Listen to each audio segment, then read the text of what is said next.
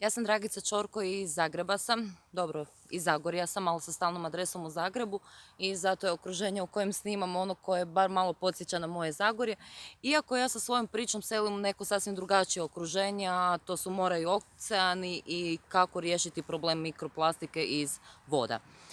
Prvo želim zahvaliti Alijansu i HGSS-u što meni i meni sličnima uopće pružaju priliku da negdje iznesemo ove naše, nazovimo, revolucionarne ideje, a da pritom ne nailazimo na podsmijeh, već na svojevrsno odobrenje. Dakle, plastika. Što god da ja danas velim na temu plastike i problema plastike, sigurno neće biti nešto novo i revolucionarno, nešto što nismo već ranije čuli. Gdje leži problem plastike? Danas je gotovo i nemoguće zamisliti život bez plastike. Ljudi je sve više, plastika se sve više upotrebljava, samim time se plastika i sve više proizvodi. Drugi problemček je u tome što je plastika u potpunosti neprirodnog anorganskog porijekla, odnosno ništa drugo nego naftni derivat i upravo zbog toga je potrebno izuzetno puno da se raspadne i na neki način apsorbira u prirodu. Bilo bi nepravilno reći da će se plastika razgraditi jer nije prirodnog porijekla, ona će se samo raspadati dok se ne raspadne na toliko male komadiće da ju zemlja može uvući u sebe. Plastike danas nailazimo svugdje. I tamo gdje je treba, a sve više ima tamo gdje joj nikako nije mjesto. Pa tako i u morima i oceanima. Neki izračuni kažu da je danas već preko 80% pitke vode na neki način kontaminirano plastikom. Nadalje, godišnje se u more i oceane izbaci ili na neki način tamo dospije preko 8 miliona tona plastike.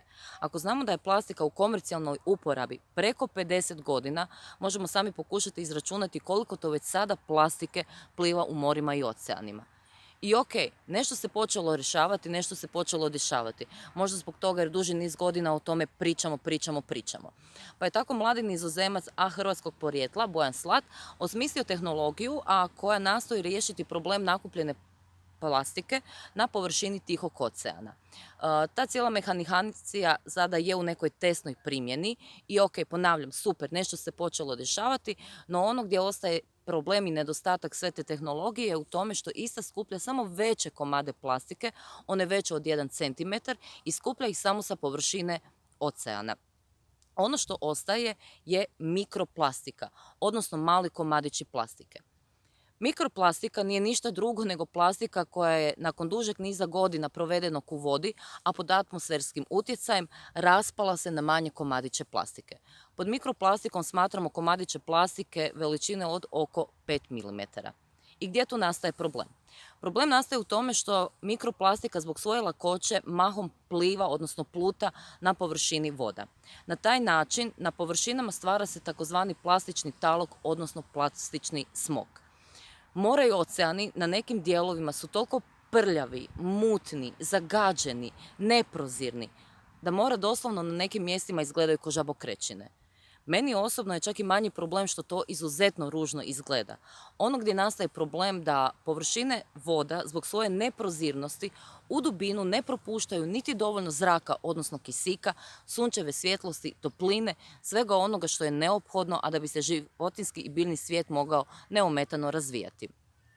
Sljedeći problem je u tome što mikroplastika zbog svog anorganskog porijekla na sebe privlači druge otrove, teške metale, kemikalija, a koje se također kroz industrijski i farmaceutski otpad ispuštaju u more i oceane. Ribe te male komadiće plastike mijenjaju za planktone, te se hrane njima. Znači, ne samo da se hrane plastikom, odnosno naftnim derivatom, nego se još tome hrane plastikom koja je napunjena kemijskim, industrijskim otrovima i teškim metalima. Takva kontaminirana plastika prvo završava u masnom tkivu riba, a onda kroz hranidbeni lanac završava i u ljudskom organizmu. Čovjek, zapravo kad jede ribu, na neki način jede i naftni derivat napunjen otrovima. Krasno. Čovjek godišnje na taj način pojede i do 250 grama plastike. To je kao da ste pojeli jednu kreditnu karticu godišnje. Ok, meni nekad dođe da pojedem svoju kreditnu karticu, ali pobude za to su skroz drugačije prirode. I ok, sad kad smo detektirali problem, ne moje kreditne kartice, nego problem mikroplastike, što ćemo s njime? Pa nećemo valjda opet duži niz godina o tome pričati, ajmo ga odmah pokušati riješiti. Kako bi ga ja riješila?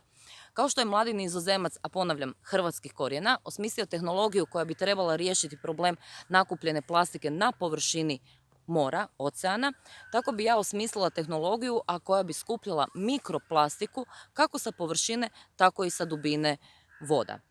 Cijeli taj sistem bi trebao funkcionirati po principu nekih ogromnih usisnih cijevi koje u sebi sadrže neku usisnu magnetsku silu koja ima za privlačiti i izvlačiti van samo materije i supstance koje su u potpunosti neprirodnog porijekla.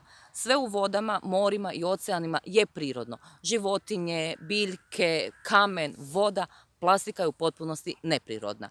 Dakle, ta magnetska usisna sila bi trebala izvlačiti van samo plastiku, odnosno mikroplastiku. Da ne bi remetili ostali životinjski i biljni svijet u vodama, da ne radimo veću štetu nego korist, ta magnetska usisna sila bi morala biti izuzetno slaba. Ali ok, to nam ne predstavlja problem obzirom da pod mikroplastikom smatramo one komadiće koji su od oko 5 mm, pa ta magnetska usisna sila u cijevima niti ne mora biti izuzetno jaka. Dodatno, da spriječimo neku štetu, na počecima cijevi bi trebale biti neke rešetkaste konstrukcije koje bi bile dovoljno široke da mikroplastika može unutra ulaziti, ali opet dovoljno zbite da male znatiželjne ribice ne uplove u te cijevi i ne završe u spremnicima za nakupljenu mikroplastiku koji bi se nalazili na samim krajevima tih cijevi. Ti spremnici kada bi se napunili plastikom, odvozili bi se, transportirali na neki način do obale gdje bi se ta plastika reciklirala, energetski oporabila, bilo što, samo da je izvučemo iz voda i da ponovno tamo ne dospije. I da bi cijela ta priča bila nekako zaokružena, cijeli taj sustav bi se trebao pokretati kroz neke energetski obnovljive izvore energije, a kad smo na otvorenom moru uz sunčevu svjetlost, tu imamo i snagu vjetra i snagu morskih valova. Znači radimo samo korist, nikakvu štetu. Evo ovako kad se to ispriča zaista zvuči kao simple, jednostavno rješenje za veliki problem male plastike. Hvala vam puno. Pusa, bok!